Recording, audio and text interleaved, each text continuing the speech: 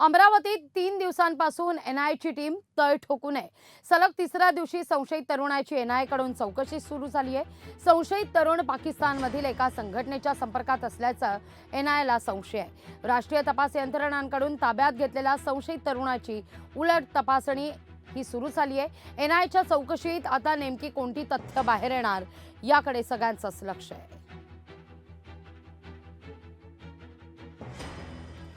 या सगळ्याविषयी अधिक माहिती घेण्याकरता थेट जाऊया आपले प्रतिनिधी सूरज दहाड यांच्याकडून. सूरज, काय अधिक माहिती या सगळ्या संदर्भात? आतापर्यंत तपास कुठवर पोहोचतोय?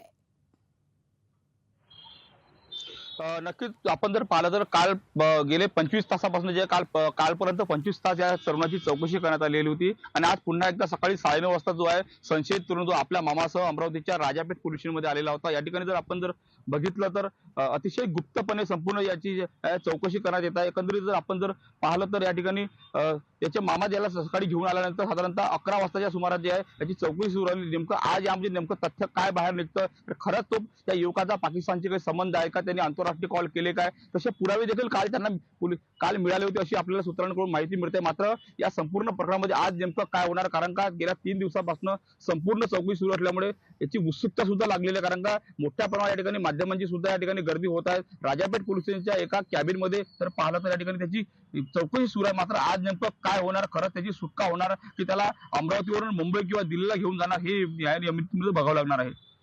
निश्चित. धन्यवाद सूरज, तुम्ही दिलेल्या माहिती करता. लोकशाही मराठी ऐका, पहा, जागरूक रहा.